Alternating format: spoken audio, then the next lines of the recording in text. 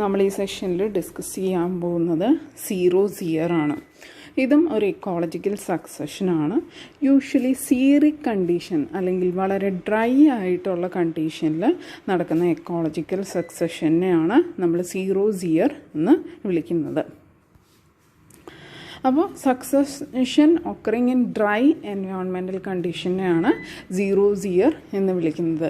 Four example, അതിനുള്ള ഏറ്റവും best example rock surfaces ഒക്കെ സീറോസ് ഇയറിന് ഒരു എക്സാമ്പിളാണ്.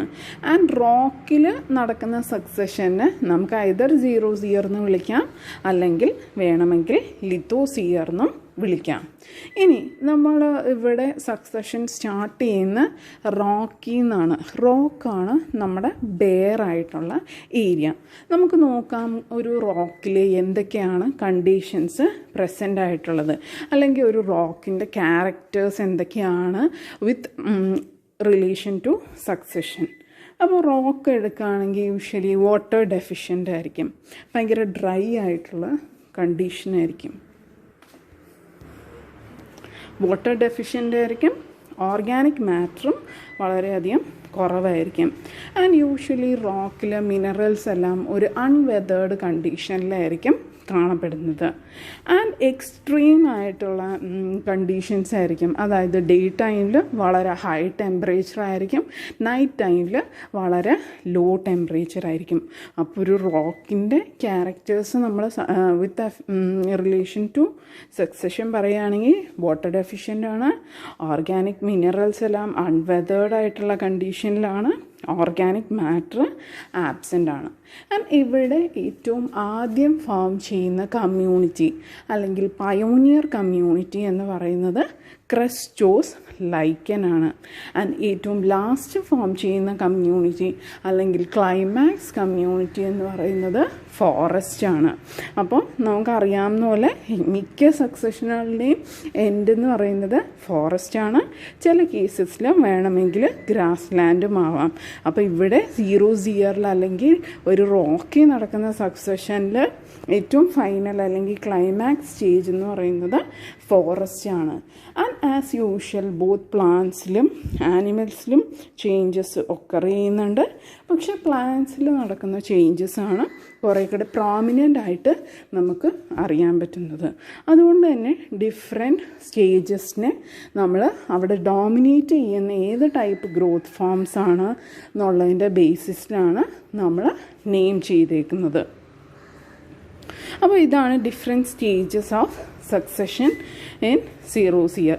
ഫസ്റ്റ് പയോനിയർ കമ്മ്യൂണിറ്റി എന്ന് പറയുന്നത് ക്രസ്റ്റോസ് ലൈക്കൺ, അത് കഴിഞ്ഞ് second stage foliose lichen, then moss stage, herb stage, shrub stage, and final climax community എന്ന് പറയുന്നത് ഫോറസ്റ്റ് ആണ്. നമുക്ക് നോക്കാം ഓരോ സ്റ്റേജസും ഡീറ്റെയിൽ. ഇപ്പോൾ ഫസ്റ്റ് സ്റ്റേജാണ് ക്രസ്റ്റോസ് ലൈക്കൺ സ്റ്റേജ്. ഇപ്പം നമ്മൾ ആ റോക്ക് സർഫസ് എടുക്കുകയാണെങ്കിൽ മോയ്സ്ചർ അവിടെ കാണത്തില്ല, പുവർ ഇൻ മോയ്സ്ചർ ആയിരിക്കും. ഓർഗാനിക് കോമ്പൗണ്ടും പുവറായിട്ടേ കാണുകയുള്ളൂ. ആൻഡ് എക്സ്ട്രീം ടെമ്പറേച്ചർ കണ്ടീഷൻസാണ് പ്രസൻ്റ് ആയിട്ടുള്ളത്. അതായത് ഡേ ടൈമിൽ ഭയങ്കര ഹൈ ടെമ്പറേച്ചറും നൈറ്റ് ടൈമിൽ ഭയങ്കര ലോ ടെമ്പറേച്ചറുമാണ് പ്രസൻ്റ് ആയിട്ടുള്ളത്. ആൻഡ് യൂഷ്വലി ഒരു റോക്കിൽ ആദ്യം വന്ന് എസ്റ്റാബ്ലിഷ് ചെയ്യുന്ന ക്രസ്റ്റോസ് ലൈക്കൻസിന് എക്സാമ്പിളാണ് റൈസോകാർപ്പൺ, റൈനോയിഡിയ, ലെക്കനോറ. ഇതുപോലത്തെ സ്പീഷീസാണ് ആദ്യം വന്ന് എസ്റ്റാബ്ലിഷ് ചെയ്യുന്നത്. റൈസോകാർപ്പൺ, റൈനോയിഡിയ ആൻഡ് ലെക്കനോറ.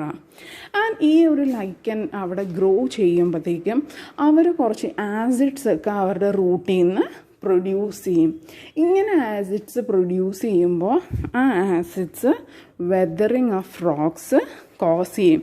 അതായത് ആ റോക്കിന് ബ്രേക്ക് ഡൗൺ കോസ് ചെയ്യും ഈ ആസിഡ്സ് കാരണം. ഇത് കൂടാണ്ട് ഈ ലൈക്കൻ്റെ ഡെപ്ത് വഴി അവിടെ ഓർഗാനിക് മാറ്റർ ഇൻക്രീസ് ചെയ്യും. ആൻഡ് പതുക്കെ റോക്കിൻ്റെ വെതറിങ്ങും ഈ ഒരു ഡെത്ത് വഴി അക്യുമുലേറ്റ് ചെയ്യുന്ന ഓർഗാനിക് മാറ്ററും വന്ന് ആ ഏരിയയിൽ അക്യുമുലേറ്റ് ചെയ്യാൻ തുടങ്ങും. ആൻഡ് ഈ ഒരു ലൈക്കൻസിനൊക്കെ ഒരു സ്പോഞ്ചി നേച്ചർ ആയതുകൊണ്ട് തന്നെ അവർക്ക് വാട്ടർ അക്യുമുലേറ്റ് ചെയ്യാൻ പറ്റും. അപ്പോൾ ഈ ലൈക്കൻസിൻ്റെ പ്രസൻസ് കാരണം ആ ഏരിയയിൽ മോയ്സ്ചർ കൂടാൻ തുടങ്ങും. ആൻഡ് പതുക്കെ ഒരു സോയിൽ ഫോർമേഷൻ ടേക്ക് പ്ലേസ് ചെയ്യും. അപ്പം ലൈക്കൻ്റെ ഡെത്ത് വഴി അക്യുമുലേഷനും റോക്സിൻ്റെ വെതറിങ്ങും ഒക്കെ വഴി അവിടുത്തെ എൻവയോൺമെൻറ്റിൽ ഒരു റിയാക്ഷൻ അല്ലെങ്കിൽ ഒരു ചേഞ്ച് വന്നിട്ടുണ്ട്. അങ്ങനെ ഒരു സോയിൽ ലെയർ ഫോം ചെയ്യുമ്പോഴത്തേക്കും പതുക്കെ അവിടെയുള്ള കമ്മ്യൂണിറ്റി റീപ്ലേസ് ചെയ്ത് നെക്സ്റ്റ് കമ്മ്യൂണിറ്റി അവിടെ വന്ന് എസ്റ്റാബ്ലിഷ് ചെയ്യും. അങ്ങനെ എസ്റ്റാബ്ലിഷ് ചെയ്യുന്ന കമ്മ്യൂണിറ്റിയാണ് ഫോളിയോസ് ലൈക്കൻ സ്റ്റേജ്. ആൻഡ് ഈ ക്രസ്റ്റോസ് ലൈക്കൻ സ്റ്റേജിൽ യൂഷ്വലി കാണുന്ന ആനിമൽസാണ് ആൻസും മൈറ്റ്സും. അപ്പോൾ നെക്സ്റ്റ് സ്റ്റേജ് ഓഫ് സക്സഷനാണ് ഫോളിയോസ് ലൈക്കൻ സ്റ്റേജ്. ക്രസ്റ്റോസ് എന്ന് പറഞ്ഞാൽ ഈ ഒരു റോക്കുമായിട്ട് ഭയങ്കരമായിട്ട് അറ്റാച്ച്ഡ് ആയിട്ടിരിക്കുന്ന, നമുക്ക് സെപ്പറേറ്റ് ചെയ്തെടുക്കാൻ പറ്റാത്ത ഒരു പൗഡറി അല്ലെങ്കിൽ അപ്പിയറൻസ് ഉള്ള ലൈക്കനാണ്. നെക്സ്റ്റ് അപ്പിയർ ചെയ്യുന്നതാണ് ഫോളിയോസ് ലൈക്കൻ സ്റ്റേജ്. ആൻഡ് ഇവർ നോക്കുകയാണെങ്കിൽ ഒരു ലീഫ് ലൈക്ക് അപ്പിയറൻസ് ഉള്ള ടൈപ്പ്, ലീഫി താലസ് പോലത്തെ അപ്പിയറൻസ് ഉള്ള ലൈക്കൻസ് ആണ് ഫോളിയോസ് ലൈക്കൻ എന്ന് പറയുന്നത്. ആൻഡ് യൂഷ്വലി ഫോളിയോസ് ലൈക്കനിൽ കാണപ്പെടുന്നത് പാർമീലിയ, ഡെർമറ്റോകാർപ്പൺ പോലെയുള്ള സ്പീഷീസാണ് പ്രസൻ്റ് ആയിട്ടുള്ളത്. അപ്പോൾ ഫോളിയോസ് ലൈക്കനിൽ കാണുന്നത് പാർമീലിയ, ഡെർമറ്റോകാർപ്പൺ പോലെയുള്ള സ്പീഷീസാണ്. ആൻഡ് ഇവരുടെ ഗ്രോത്ത് വഴി ഫർദർ എന്താണ്, ആ ഏരിയയിൽ മോർ വാട്ടർ റീറ്റെയിൻ ചെയ്യാൻ തുടങ്ങും. അതുകൂടാണ്ട് ഈ ഒരു ലൈക്കൻ്റെ ഇടയ്ക്കൊക്കെ ഡസ്റ്റ് പാർട്ടിക്കിളും അക്യുമുലേറ്റ് ചെയ്യാൻ തുടങ്ങും. അപ്പോൾ വാട്ടർ റീറ്റെയിൻ ചെയ്യാൻ തുടങ്ങും, ഈ ഒരു ഡസ്റ്റ് പാർട്ടിക്കിൾസ് അക്യുമുലേറ്റ് ചെയ്യാൻ തുടങ്ങും. അങ്ങനെ നടക്കുമ്പോഴത്തേക്കും ഫർദർ ഈ സബ്സ്ട്രാറ്റം വീണ്ടും ബിൽഡപ്പ് നടക്കാൻ തുടങ്ങും. അതായത് സോയിൽ വീണ്ടും വീണ്ടും കൂടുതൽ എമൗണ്ടിൽ ഫോം ചെയ്യാൻ തുടങ്ങും. ആൻഡ് ഈ ഒരു ഇതിൻ്റെ ഡെത്ത് വഴി ഹ്യൂമസും ആ ഏരിയയിൽ അക്യുമുലേറ്റ് ചെയ്യാൻ തുടങ്ങും. അങ്ങനെ ഈ വെതറിങ്ങും മിക്സിങ് ഓഫ് ഹ്യൂമസും ഒക്കെ വഴി ആ ഏരിയയിൽ ഒരു fine layer of soil develop ചെയ്യും.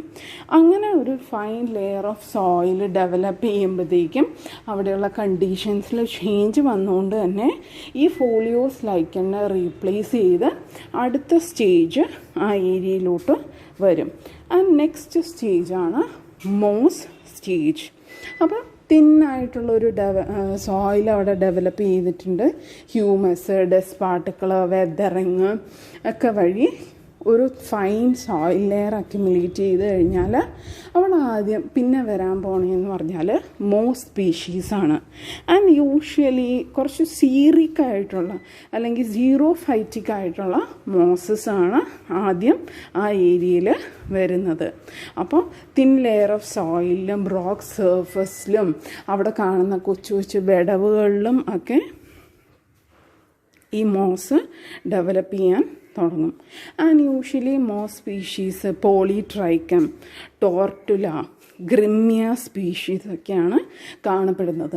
ആൻഡ് ഇങ്ങനെ മോസ് കൂടി ഗ്രോ ചെയ്ത് വരുമ്പോഴത്തേക്കും അവർ പതുക്കെ ആ ലൈക്കണ്ണ ആ ഏരിയയിൽ നിന്ന് റിമൂവ് ചെയ്യാൻ തുടങ്ങും.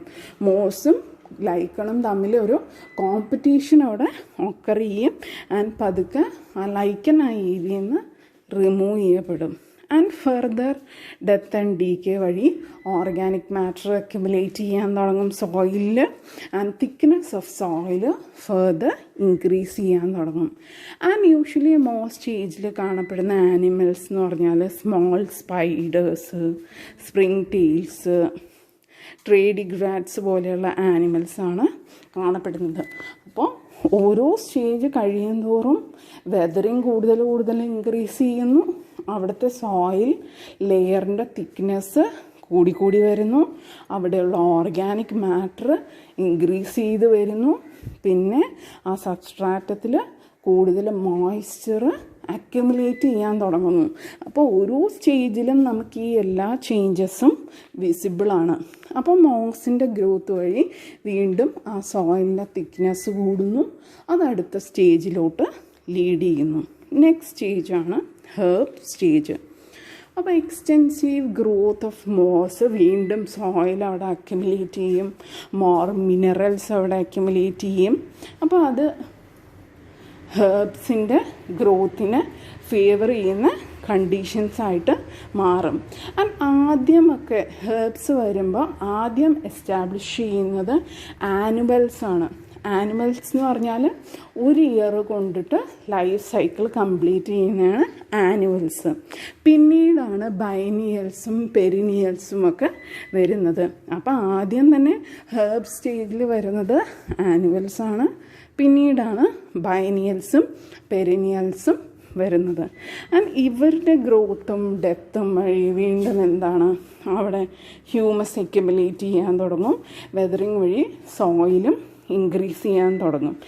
പതുക്കെ അവിടെയുള്ള ആ ഡ്രൈ ആയിട്ടുള്ള കണ്ടീഷൻ ഡിക്രീസ് ചെയ്യാൻ തുടങ്ങും. അപ്പോൾ habitat changes with decreasing xeric condition. Mainly shallow rooted ആയിട്ടുള്ള ഗ്രാസസ് ഒക്കെയാണ് ഈ ഹെർബ് സ്റ്റേജിൽ നമുക്ക് കാണാൻ പറ്റുന്നത്. അതിന് എക്സാമ്പിളാണ് അരിസ്റ്റിഡ, ഫെസ്റ്റൂഷ്യ, പൂവ, സോളിഡാഗോ പോലെയുള്ള സ്പീഷീസൊക്കെയാണ് ഹെർബ് സ്റ്റേജിൽ കാണാൻ പറ്റുന്നത്. അപ്പോൾ വീണ്ടും സോയിൽ അക്യുമുലേറ്റ് ചെയ്യാൻ തുടങ്ങി, അവിടെയുള്ള സീറിക് കണ്ടീഷൻസ് ഡിക്രീസ് ചെയ്യാൻ തുടങ്ങി. അപ്പോൾ പതുക്കെ ഹാബിറ്റാറ്റിലൊരു ചേഞ്ച് വരുമ്പോഴത്തേക്കും അടുത്ത കമ്മ്യൂണിറ്റി അവിടെ വന്ന് എസ്റ്റാബ്ലിഷ് ചെയ്യും. നെക്സ്റ്റ് അവിടെ എസ്റ്റാബ്ലിഷ് ചെയ്യുന്ന കമ്മ്യൂണിറ്റിയാണ് ഷ്രബ് സ്റ്റേജ്. അപ്പോൾ അക്യുമുലേഷൻ ഓഫ് സോയിൽ കാരണം ആ ഹാബിറ്റാറ്റ് ഷ്രബ്സിൻ്റെ വേണ്ടി മോർ സ്യൂട്ടബിളായിട്ട് മാറും. റൂസസ്, ഫൈറ്റോകാർപ്പൺ പോലെയുള്ള സ്പീഷീസൊക്കെയാണ് കാണുന്നത്. യൂഷ്വലി ഈ ഷ്രബ്സിൻ്റെ ഗ്രോത്ത് കാരണം എന്ത് പറ്റും, അവിടെയുള്ള ഹെർബ്സിന് അത് ഓവർ ഷാഡോ ചെയ്യാൻ തുടങ്ങും. അപ്പം പതുക്കെ അവിടെയുള്ള ഹെർബ്സ് നശിഞ്ഞു പോകാൻ തുടങ്ങും. ഈ ഷ്രബ്സിൻ്റെ ഗ്രോത്ത് കാരണം എന്താ പറ്റും, ഹെർബ്സിന് അത് ഓവർ ഷാഡോ ചെയ്യും. അപ്പോൾ അതൊക്കെ അവർ നശിഞ്ഞു പോകാൻ തുടങ്ങും. ഫർദർ ഈ സോയിൽ വീണ്ടും എൻറിച്ച് ചെയ്യപ്പെടും. ഓർഗാനിക് മാറ്ററും ഹ്യൂമസ് അക്യുമുലേഷനും ഒക്കെ വഴി ഫർദർ ഈ സോയിലിൻ്റെ ഓർഗാനിക് മാറ്റർ ഇൻക്രീസ് ചെയ്യാൻ തുടങ്ങും. അങ്ങനെ ഇൻക്രീസ് ചെയ്യാൻ തുടങ്ങുമ്പോഴത്തേക്കും നെക്സ്റ്റ് ആൻഡ് ഫൈനൽ സ്റ്റേജ് അവിടെ വരും. അതാണ് ഫോറസ്റ്റ് സ്റ്റേജ്.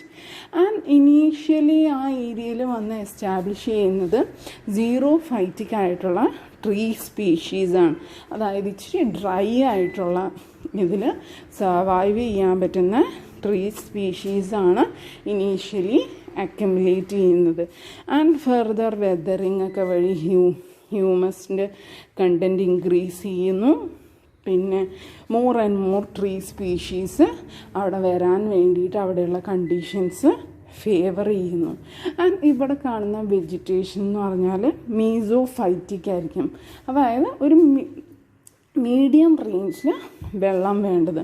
ടു ഹൈ വെള്ളമല്ല, ടു ലോ വെള്ളമല്ല, ഒരു മീഡിയം റേഞ്ചിൽ വെള്ളം വേണ്ട ടൈപ്പ് സ്പീഷീസാണ് ഇവിടെ കാണുന്നത്. ഫൈനൽ ഫോറസ്റ്റ് കമ്മ്യൂണിറ്റി അവിടെ ഡെവലപ്പ് ചെയ്യും. വെജിറ്റേഷൻ എന്ന് പറയുന്നത് മീസോഫൈറ്റിക് വെജിറ്റേഷനാണ്. ഫൈനൽ ഫോറസ്റ്റ് കമ്മ്യൂണിറ്റി അവിടെ ഡെവലപ്പ് ചെയ്യും. അല്ലെങ്കിൽ ഫോറസ്റ്റ് ആണ് ഇവിടുത്തെ ക്ലൈമാക്സ് കമ്മ്യൂണിറ്റി. ഇതാണ് 0 ഇയറിൽ ഒക്കർ ചെയ്യുന്ന സക്സഷൻ എന്ന് പറയുന്നത്. Thank you.